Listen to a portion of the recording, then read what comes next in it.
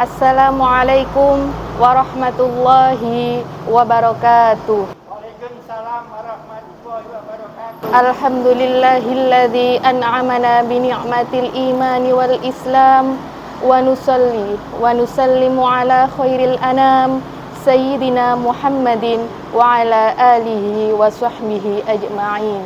Amma ba'd. Qala Allahu ta'ala fi kitabihil karim, a'udzu billahi minasy syaithanir rajim. Bismillahirrahmanirrahim. Ya ayyuhalladzina amanu kutiba 'alaikumus syiyamu kama kutiba 'alal ladzina min qablikum la'allakum tattaqun. Al-ayah. Shadaqallahul 'azim. Bapak, Ibu guru, serta anak-anakku semua, siswa-siswi SMP YPI Darussalam 1 Cerme yang selalu dirahmati oleh Allah Subhanahu wa Ta'ala. Alhamdulillah, pada kesempatan kali ini kita masih diberi oleh Allah nikmat sehingga kita bisa melaksanakan ibadah puasa Ramadan ini dalam keadaan sehat walafiat. Salawat serta salam semoga tetap tercurahkan kepada junjungan kita Nabi besar Muhammad sallallahu alaihi wasallam, karena berkat beliaulah kita bisa berada pada jalan kebenaran, yakni agama Islam. Anak-anakku semua yang dirahmati oleh Allah Subhanahu wa Ta'ala, perlu kita ketahui bersama bahwasannya di dalam puasa ada yang namanya perkara-perkara yang bisa membatalkan puasa, dan ada juga perkara-perkara yang bisa merusak pahala puasa. Untuk itu, pada kesempatan kali ini saya akan membawakan kultum dengan tema 5 perkara yang bisa merusak pahala puasa. Perkara-perkara yang bisa merusak pahala puasa adalah perkara-perkara yang apabila kita lakukan ketika kita berpuasa, maka kita tidak akan mendapatkan pahala dari ibadah puasa tersebut, tapi tidak sampai menjadikan puasa kita itu batal atau tidak sah. Apa saja perkara-perkara tersebut? Disebutkan di dalam salah satu hadis yang berbunyi, khamsun yuftirna shaim, al-kadhibu wan namimatu wal ghibatu wal kadhibul yamin wan nadru bisyahwati. Rawahu ad-Dailami. 5 perkara yang bisa merusak pahala puasa, yaitu yang pertama, al-kadhibu, berdusta atau berbohong, mengatakan sesuatu yang tidak sesuai dengan kenyataannya. Apabila kita berpuasa dan mengatakan sesuatu yang tidak sesuai kenyataannya atau berdusta, maka puasa yang kita lakukan mulai dari terbitnya fajar sampai terbenamnya matahari itu tidak akan mendapatkan pahala atau sia-sia. Maka dari itu, semoga Allah menjaga hati dan lisan kita untuk tidak melakukan sesuatu perbuatan yang bersifat dusta.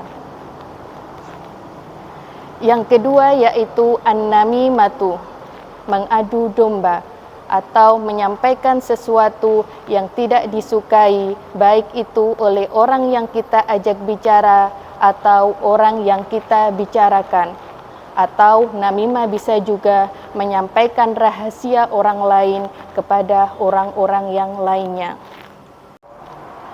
Orang-orang yang berbuat namimah ini tidak akan dimasukkan ke dalam surga, seperti yang ada pada hadis yang diriwayatkan oleh Bukhari Muslim yang berbunyi, la yadkhulul jannah namamun, tidak akan masuk surga orang-orang yang berbuat adu domba. Yang ketiga yaitu al-ghibatu, menggunjing atau membicarakan kejelekan dan aib orang lain, baik itu secara tertulis, secara lisan maupun dengan isyarat tubuh. Yang keempat yaitu al-kadhibul yamin, bersumpah palsu, sumpah yang diucapkan untuk mengkhianati orang lain, sumpah yang diucapkan untuk menguntungkan pihak tertentu dan merugikan pihak yang lain. Yang kelima yaitu an-nadru bisyahwati, melihat dengan syahwat, melihat sesuatu yang mana ketika kita melakukannya timbul keinginan kuat untuk melakukan sesuatu yang tidak baik, baik itu dilakukan secara langsung maupun secara tidak langsung. Karena sejatinya Allah menciptakan mata kita adalah untuk melihat tanda-tanda kebesaran dan kekuasaannya, bukan untuk melihat sesuatu hal yang berbau maksiat. Pada zaman yang serba canggih seperti ini, perbuatan-perbuatan yang sudah disebutkan tadi tidak hanya bisa dilakukan dengan cara kita bertatap muka langsung dengan lawan bicara kita, tapi bisa juga dilakukan dengan menggunakan media sosial. Untuk itu anak-anak, pada zaman yang sudah serba canggih seperti ini, perbuatan-perbuatan yang sudah disebutkan tadi tidak hanya bisa kita lakukan dengan cara kita bertatap muka langsung dengan lawan bicara kita, tapi bisa juga kita lakukan melalui media sosial. Untuk itu, mari sama-sama kita belajar bersikap bijak dalam menggunakan media sosial. Bersikap bijak dalam mengekspresikan apa yang ingin kita tulis di dalamnya, sehingga kita tidak melukai hati dan perasaan orang lain.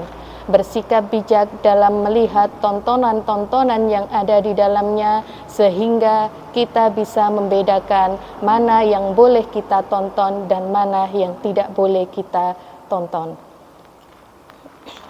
Anak-anakku semua yang dirahmati oleh Allah Subhanahu wa Ta'ala, pada bulan Ramadan seperti saat ini, kita pasti ingat terhadap salah satu hadis yang artinya berbunyi, tidurnya orang berpuasa itu bernilai ibadah.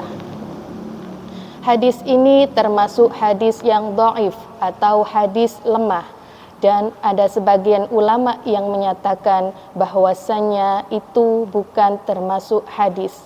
Tapi dari hadis ini banyak sekali maksud dan pelajaran yang terkandung di dalamnya. Bahwasannya tidurnya orang yang berpuasa itu bernilai ibadah apabila diniatkan supaya ketika kita berpuasa tidak melakukan hal-hal yang bisa membatalkan puasa dan hal-hal yang bisa merusak pahala ibadah puasa ketika kita tidak bisa melakukan kebaikan tanpa meninggalkan kewajiban. Tidurnya orang yang berpuasa itu bernilai ibadah ketika kita merasa tidak bisa menjaga hati kita untuk selalu ingat kepada Allah dan berprasangka baik kepada sesama saudara kita. Ketika kita merasa tidak bisa menjaga lisan kita untuk selalu berzikir kepada Allah, membaca kitab-kitab sucinya, dan membicarakan kebaikan-kebaikan saudara kita. Ketika kita merasa tidak bisa menjaga mata kita untuk selalu melihat tanda-tanda kebesaran dan kekuasaan Allah dan melihat sesuatu tidak dengan syahwat.